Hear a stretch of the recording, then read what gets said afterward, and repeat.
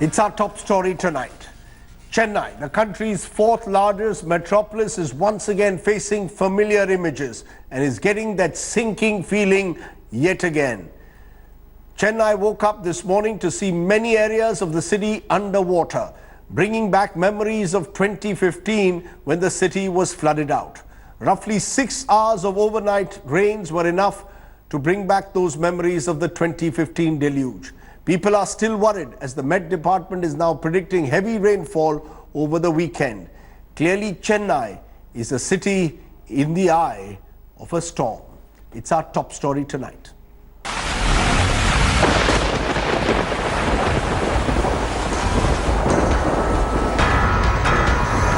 Roads inundated, houses flooded, people in distress. The sinking feeling returned to Chennaiites as the 2015-like monsoon horror came back to haunt them. And Chennai's collapsing infrastructure was exposed yet again. What is happening is almost a rehash of December 2015. What we are seeing is people carrying essential, taking their bags and leaving their homes, most of them in hip-deep, knee-deep water. And every time a vehicle moves out and into this place, there is almost like a beach-like feeling with waves of water hitting the person standing there. Chennai recorded 200 millimeters of rain in just the last 3 days, and it's not going to get better anytime soon. Even though the rain stopped for a while during the day on Friday, the Met Department predicted heavy rainfall for the next 3 days. As far as heavy rainfall is concerned, over the coastal region, few places heavy rainfall is expected to occur, and at 1 or 2 places very heavy rainfall is expected to occur during next 24 hours. Schools remain shut for the 5th straight day, and even universities postponed their exams. Angry citizens demanded an answer from the EPS government. When the rain comes on November, December, they will start activities. But that activity should start before, at least couple of months before. Then only that proper maintenance will be there and the path will be cleared. Flooded everywhere, and especially this area, it is completely flooded. And we stayed at home, office, and now I am coming back to home. So all this while, where are the Netas? Where are the so-called caretakers who are supposed to look after the city? They are busy making excuses, such as this. ஆனால் போன 2015 மழை விட இப்போ வந்து அதிகாரிகள் நம்ம முதலமைச்சர் சிறப்பான நடவடிக்கை எடுத்து அதிகாரிகளை ஆய்வு செய்து மாவட்ட தலைமை குழு அமைத்து. Under attack for poor planning, the Tamil Nadu government finally swung into action. It set up 115 multi-purpose shelters in coastal districts and have claimed that local ministers and senior bureaucrats have been designated for different districts to expedite relief. People left to suffer. The Tamil Nadu government seems to have learned no lessons from the horror of 2015. If it did, this would not have been the state of Chennai today. With Akshaya Nath, Pramod Madhav and Priyamvada in Chennai, Bureau Report, India Today. Now, Chennai has the experiences of December 2015 to deal with, just as Mumbai was dealing with the cloudburst of 2005. For the citizens of the city, they now blame the administration. They claim the power politics has meant that administration and governance in Chennai has been given the go-by. The city is just unprepared to deal with heavy rainfall. Take a look.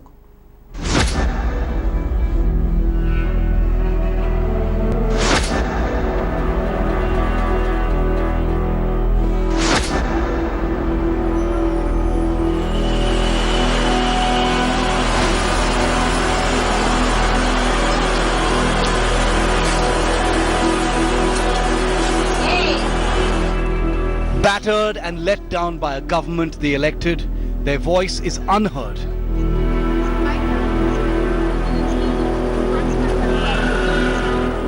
India Today made the effort to bring forth their suffering. I am in Varadarajapuram area in Chennai, it was worst affected during 2015 floods. The houses, the water was up to that level and people had to be rescued. NDRF was brought in, and then after the collector came and saw the situation, they decided to construct this kind of a bridge to ensure that the water is diverted in a right way towards the Adyar river. But you know what the pathetic situation is? The construction of this started only 3 months back.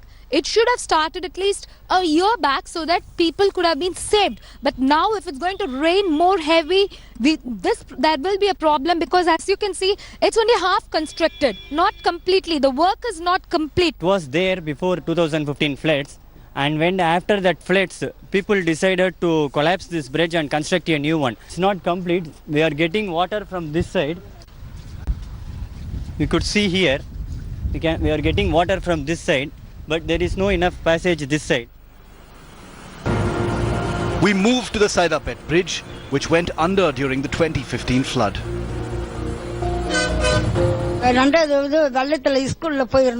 அப்போ வாரம் மூட்டை முச்செல்லாம் கட்டிட்டு போனோம். அப்புறம் தண்ணி வந்து பேருந்துல வந்து அங்க தாட்டுங்க கொடுத்தாங்க. அதில் சுத்தி இருந்து தண்ணி எல்லாம் தள்ளிட்டு தண்ணி வந்து இந்த பிரிட்ஜையே முழுகிடுச்சு. அதுல வந்து எடுத்தவங்க வீட்டுல இருந்தவங்க எடுத்துட்டு போயிட்டாங்க, பாத்திரங்கள்லாம் எடுத்துட்டு போயிட்டாங்க. அதாவது போன வருஷம் வெள்ளத்துக்குலாம் எங்க வீட்டுக்காரர் இறந்துட்டாரு. And finally we came to the Eskolathur locality in southern Chennai. Yeah, for last 3 days we are facing this floods actually, and for last 2 years also we are seeing this floods impact. But none of them came here, and they are not helping anything, and we don't have any hopes to. We are getting help also.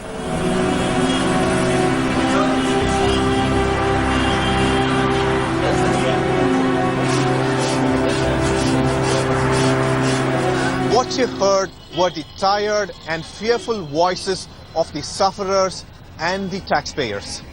Is anyone listening, or will anything change remains to be seen.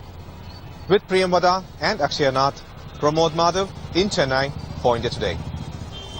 Now, as I've been saying repeatedly, this is not the first time that Chennai has seen such a deluge leading to flooding in its streets. Not as bad as it was in 2015. Remember, then over 18 lakh people had been displaced by the floods.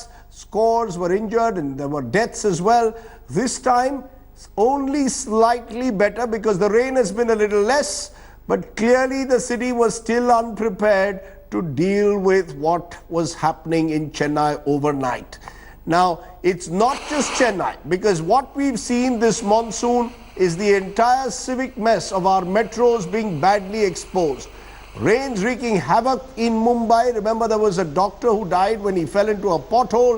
Bengaluru, we've seen the after effects of that, where the city collapsed and there were potholes across the city. Now is Chennai, which has been battered. In all these three instances, serious question marks being raised over the lack of preparedness to deal with the heavy rains and the drainage systems being exposed. I'm going to raise some of those big questions tonight at the top of the news, because why was Chennai unprepared despite that horrific 2015 experience? Has the AIDMK's factional feud taken a toll on basic governance? Is it a problem of Chennai, or do all our metros simply suffer from poor planning when it comes to rainfall? Our civic authorities in major metros now seem to be inefficient. What will it take to wake up our systems? I'm joined by three individuals who in their own way have tried to look at the problem. Citizens, I've kept the politicians away because they will engage in a blame game. So joining me today are Mr. V. Ravichandar, civic evangelist, someone who's looked at Bengaluru's problems closely. Sudhir Badami, he's an IITian who has looked closely at the problems of Mumbai. And Jairam Venkateshan, convener of Arapur, which is looking at the problems of Chennai. And I want to come to you, Mr. Venkateshan, because you've actually seen the situation 2015 and now. Would we be right in saying that the administration has learnt its lessons somewhat, but not enough? That they were slightly better prepared than 2015, but still far from the desired level of preparedness?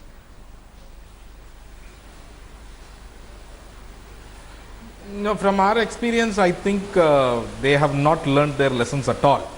The reason why there is difference that we see between 2015 and now is because in 2015 when we had this floods, that was in December, early December, which at that point of time already our water tanks and water reservoirs were already near full, and at that point of time when we had this huge rain, it resulted in flooding. But this time we have started with pretty much zero balance. We know all our reservoirs are empty, and that is how we have started. But the point is, have they learned any lessons? After 2015, they have not even come up with a lessons learned document. The Chief Secretary, when he appeared before the central government committee for preparedness, they said that they don't believe in monsoon preparedness because the amount that needs to be spent on monsoon preparedness is much more than the money that they can actually spend on relief activities. So it's actually much better to just spend on relief rather than monsoon preparedness. This is the statement given by the Chief Secretary, recorded statement given by the Chief Secretary last year. After 2015, there were 4 or 5 problems that were identified. One, there were these huge encroachments which are blocking all our waterways. Number 2, garbage piled up all along the waterways without being segregated. Number 3, all the construction debris are going and being dumped on the waterways. Number 4, our water bodies have not been desilted at all, and this is a fundamental problem both for the floods as well as for the drought that we faced earlier this year. But in 2016 or in 2017, we have not seen any swift action from the government except for desilting the stormwater drain by the corporation, which they did last year as well as this year, which is a very minimal part in terms of addressing the problem of floods or the entire so you're saying problem, because the stormwater drain can only address small part of the problem. The major drainages are the rivers and the big water tanks. They have not desilted it. They have allocated 300 crores of rupees under the Kudimaramat scheme, but all the farmer organizations have said that they have not seen any desilting happening in their place, because this scheme is supposed to be, it is supposed to work in cooperation with the farmers of the area. No groups has been formed to monitor, and all of this money probably has gone down the drain. So today with this rain, all the money has also gone down the drain, and that is what we are seeing today. So you're saying really, while the problems were identified, the solutions have not been found, and this is of course in a sense typical of what we see across our cities, because Mr. Ravichandar, in the case of Bengaluru, yes, the city had unprecedented rainfall, but what we've seen post that is your roads are now potholed, and it appears that the city was simply unprepared to deal with that kind of rainfall. So is it lack of preparedness? Can we blame the civic authorities, as we are now finding Mr. Venkateshan doing that in the case of Chennai? Or is there simply a problem of our cities unable to cope with excessive rain at any given time? So, Rajdeep, I think it's a case of a set of deficits and a set of surpluses. We have a planning deficit at the outset. The way we plan our infrastructure, whether it be stormwater drain, buffer zones around water bodies, road, the planning is deficient. We have an implementation deficit, that our works are carried out very poorly, which reflects when the problems come up. Third, we have a maintenance deficit. Like as the earlier speaker said, our stormwater drain and the carriageways are filled with silt, they're filled with sewerage, they're filled with debris, plastic bags and the like, reducing capacity. Now all these deficits coming together becomes like a perfect storm, and this environment we have a series of surpluses also. We have a surplus of corruption, which actually is reflected in the way our public works get done. We have a surplus of construction activity, particularly in low-lying areas, which are asking for trouble. We are building on lake beds, we are encroaching on stormwater drains, and this kind of surplus kind of activity and scant regard for what is the right thing to do is part of our problem. Effectively, we need to respect nature's lines. If we go against nature's lines, it is going to kick back. That's really the heart of the problem.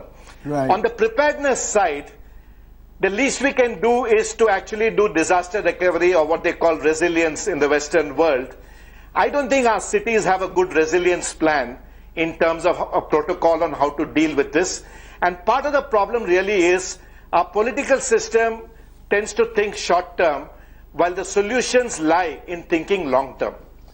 You know, you're interesting the way you're putting it, because last week we were in Mumbai at our Mumbai Manthan on Aaj Tak, Sudhir Badami, and you were there in the audience and you heard the municipal commissioner saying, look, it's very easy to blame us, but the fact is the drainage system of cities like Mumbai can only cope up with a certain amount of rain. Once it becomes excess, there's nothing we can do. For all the preparedness, we are in no position to have those long-term measures that Mr. Ravichandran talks about. Do you believe that, or do you believe that's a cop-out?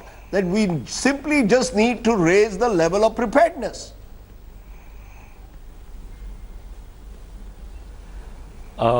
If we do raise the level of preparedness, it has a direct cost repercussion.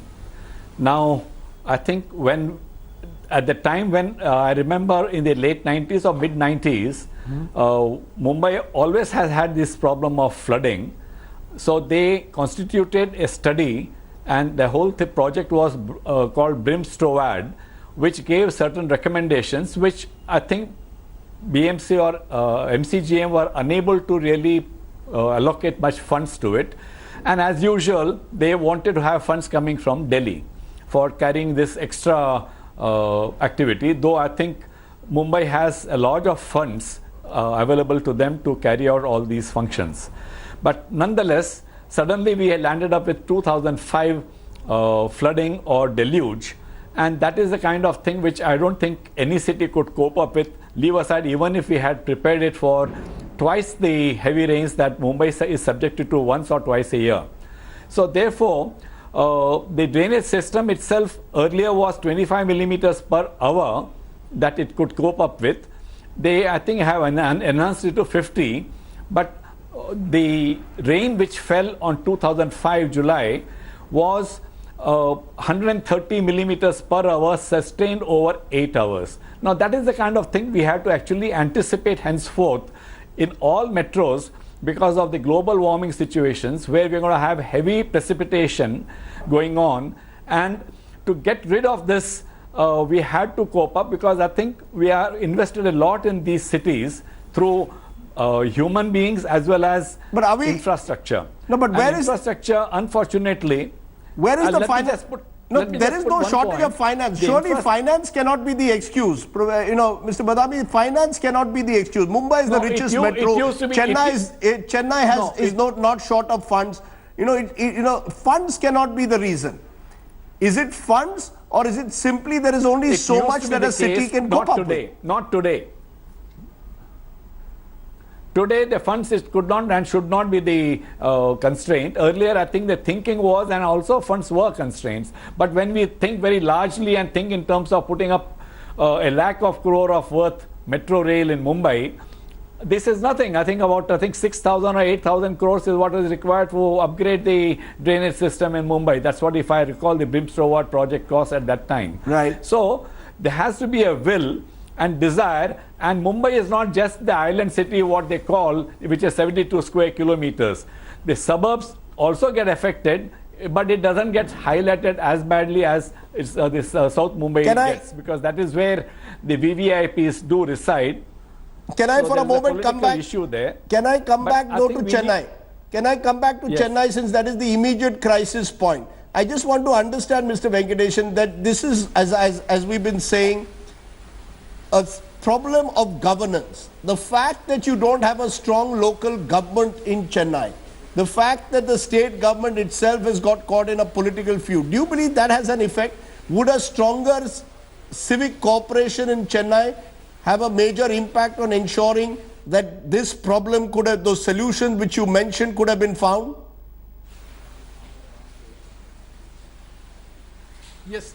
Definitely not having the local bodies election have had an effect, primarily because the councillors or the panchayat presidents are the visible faces of the elected representatives, and today as public we don't, and in many places we have seen, particularly with respect to the panchayat presidents and the local councillors, they have been active in coming on to the ground at least at the time of floods and all that. And today we have no one to look up to in the local areas. And also fixing up the accountability becomes a huge problem with the officials because officials are not seen anywhere. And it is the councillors or the elected representatives who can be made immediately accountable. And so definitely that is having an impending effect. But having said that, I should go back to this problem of political will overall as well, because in 2015 we said that it's the huge encroachments all along the waterway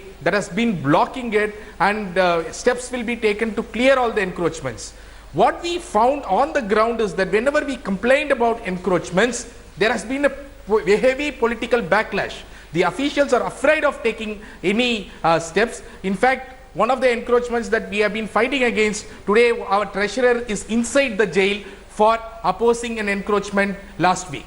So if you oppose the encroachment, if you oppose encroachment on waterways, common properties and all that, you are being dealt with a heavy political backlash. So absolutely there is no political will, because it is these politicians who have been encroaching on the waterways. Number two, with respect to garbage, they said that they will come up with a solid waste management policy. Now the solid waste management policy of segregation, it's being talked about for 10 long years. At least after the 2015 floods, they should have taken steps. But until today, the waste is not being segregated, and the entire solid waste is being dumped on the waterways like the Pallikarnai marshland and so on. And this is having a huge effect in that southern part of Chennai and in the northern part of Chennai like Kudungayur. So unless we really look at the long-term changes, see, at least there has to be efforts towards long-term changes, and if that is not coming up, then we are in for trouble. Remember in 2015 they said this is a flood once in 100 years. But we said that it's not going to be once in 100 years. With climate change and all that, we are going to see a lot of these. And today we saw a big flood in 2015, a very severe drought in 2016-17. Now we are again seeing a very severe rainfall. So therefore we have to be prepared for the extremes. The extremes are becoming the benchmark. It's not the average anymore. So the politicians, the officials, can I just take, you make a good point. Have to prepare for the extremes and not the average. They should be prepared for the extreme. Mr. Ravichandran, I read a piece that you wrote in Bengaluru recently where you seem to suggest that the solution lay in a more empowered local government. Now, do you believe that is the only solution? That the only solution is that if you had empowered city corporations, they would actually get their act together. The flip side, of course, is that those are the very organizations, the officials, the councillors who are today accused of corrupting the system. So I'm just wondering, where is that magic bullet that is actually going to ensure that we don't see these scenes year after year? So, the third tier of city government today has no powers. It's the state that calls the shot. That's a fact. Therefore, the hypothesis really, and many of us believe, that if you had an empowered third tier with a mayor in charge, maybe directly elected, as in many places in the West, that's the way to go. As you said, we get scared when we see our current corporators saying that if we hand over the keys to them, will the place work? But the reality of the mayoral system is Nehru, Sardar Patel, Rajendra Prasad, they all cut their teeth as mayors of their towns and municipalities. And from there they went to state and national politics. So if you change the incentive structure where the third tier is in charge of its destiny with more clear-cut accountability, I think you have a better chance of facing the future than having the reins of this power in the state government. That's the belief of quite a few of us who have been working in this space. I'm going to leave it on that thought because we've seen that in Mumbai, multiplicity of authorities, Mr. Badami. Mumbai, who is in charge in Mumbai? Who do you believe, Mr. Badami, is really in charge in Mumbai? Who do I hold accountable? In Chennai, who do I hold accountable when there are no local body elections? Who do I hold accountable in Bengaluru when the Tier 3 administration is not powerful? Do you have a solution to that? Yes. I think first of all, the state government must implement the Constitutional Amendment 74 which they have not done to any degree as far as cities are concerned. The Constitution Amendment 73 has been implemented, but 74 has not been implemented because there's a power involved and a lot of money involved. But I think today, if I remember the Chief Minister of Mumbai talking on some forum, he was talking about delegating power to local government. Having said that, I want to say that as far as Mumbai is concerned, since they carried out a study which I think was about 4 years study involving a lot of technical experts, I don't know whether other cities have carried such things because they need to understand what technical thing is, and they also should recognize that they need to consult the technical people and not politicize every event, because no politician by himself can really understand the situation. Leave aside, even the scientists and engineers can't understand because changing situations which we are facing for last 10 years. So therefore we have to get back the scientific bent of mind in all sets of people, including our representatives, but should feel confident that we can go to institutions like IITs, which every state now has almost, and then get on with attending to these matters, these problems. I think, for example, IIT Bombay now has got Center for Urban Sciences and Engineering.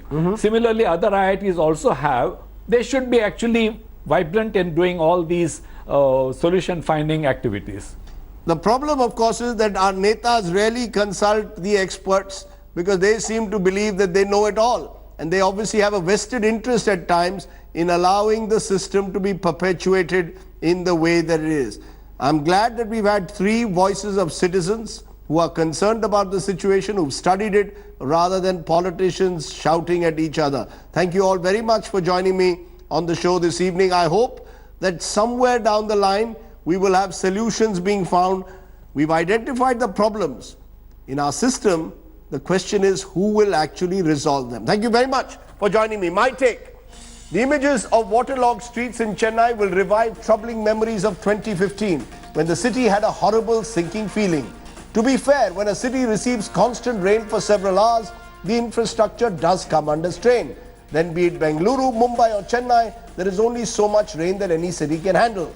And yet the lack of preparedness does show up more often than not, and it is here that the civic authorities in our big cities cannot escape responsibility.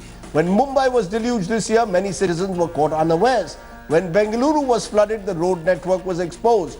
And now Chennai's drainage too is once again under the scanner. The government talks boldly of smart cities, but before we turn smart, can we avoid getting sunk? The Aadhaar battle continued today in the Supreme Court, where the Apex Court pulled up cellular service providers for bombarding consumers with SMSs asking them to link their mobile numbers with Aadhaar cards. But the court refused to stay the government's decision to make linking of Aadhaar cards with bank accounts mandatory. Our legal correspondent Anusha has more. Well, clearly multiple petitions lining up at the Supreme Court as far as the entire Aadhaar controversy is concerned. Each petition is challenging the validity of the Parent Aadhaar Act and questioning the mandatory linkage between the bank account and the mobile phones. Well, no relief, no interim relief as of now from the Supreme Court. It wasn't even much asked for by the petitioners today, because it was expected that this matter has to go to the Constitutional Bench for a final adjudication. However, what is noteworthy is that the Supreme Court has taken cognizance of the fact that people are being bombarded with multiple calls and messages and all sorts of intimations from the bank authorities and mobile phone operators asking them to link these services with their Aadhaar numbers. Now, what the Supreme Court today has done is passed an order to the effect that banks and mobile phone companies will have to specify that it's by December 31st that the banks have a deadline for the mandatory linkage, and by February 6th, mobile phone companies have a deadline, so as to ensure that there is no large-scale panic and people are not scared to lose these services, and things are put into perspective for the citizens. While the battle continues in the courts, on the ground, Aadhaar continues to have problems, particularly for the poor, with direct cash transfers. In fact, in Jharkhand, the administration has now gone ahead and deleted over 10 lakh ration cards for not linking them with Aadhaar. 2 people have allegedly died as a result. Here is a ground report. आज की तारीख में एक साधारण सा आधार card लोगों के सशक्तिकरण का प्रतीक बना है। सरकारी मदद या सब्सिडी पर जिस व्यक्ति का अधिकार है, अब उसे ही इसका फायदा मिल रहा है। Assertions in the national capital.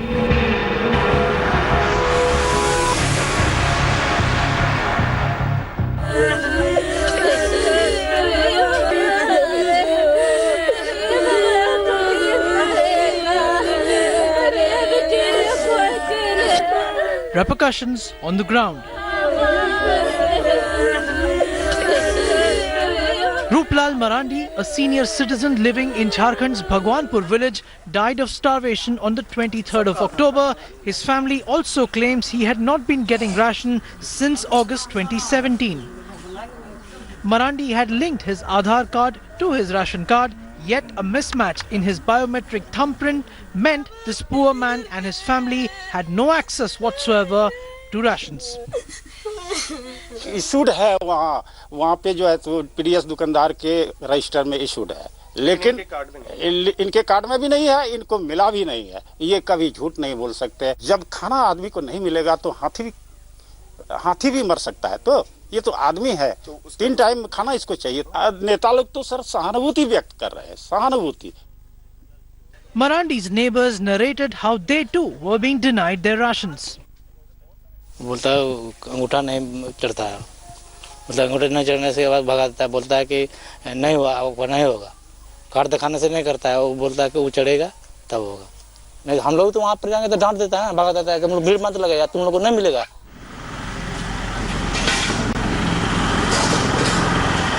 The man in the dock, the district supply officer, had this to say. We cannot say that this is the starvation death. We have evidence that there is a biometric system and Aadhaar link based system. That particular card holder is getting the ration from July to September. Now, we have 100% online system. We are giving the 100% food to the persons. In March, the state deleted over 11 lakh ration cards which were not linked to Aadhaar. That order, which would deprive people from picking ration, now stands recalled. But has it done permanent damage? The government at least doesn't think so. मैंने 4 सदस्यों की team वहाँ भेजी तो उस जांच की report आ गई है। खबर के आधार पर हम जाएंगे तो हम कह सकते हैं भूख से मौत है, मगर हम इसकी तह में जाएंगे तो मौत का कारण कुछ भी हो सकता है। भारत सरकार की गाइडलाइन है कि आपके पास आधार नहीं है तो कम से कम 8 तरह के परिचय पत्र हैं और जिनके आधार पर आप राशन ले सकते हैं आधार नहीं रहने के बाद भी। On the ground, ration distributors say government policies have left them in the lurch. हमको भी तो यहाँ पे थंब इम्प्रेशन में दिक्कत होता तो ये दिया हमको एको बार चावल। बायोमेट्रिक अगर किसी का काम नहीं कर रहा है तो उसको हम लोग ओटीपी से मोबाइल नंबर से उसको दिया जा सकता है। जिसका बायोमेट्रिक मैच नहीं करता है हम लोग उसको ओटीपी से निकाल के देते हैं। Cases like that of Ruplal Marandi once again highlight the endemic problems of such schemes. It is not just corruption but also administrative apathy that brings to light these cases where when the government talks about digital push, we can only see in reality the digital divide. With camera person Tapas Bairi, Indrajit for India Today in Jharkhand. Thanks for watching the video. For more such news and updates, please like, share and subscribe to India Today. Also check out our other great videos from our channel. We know you will love to.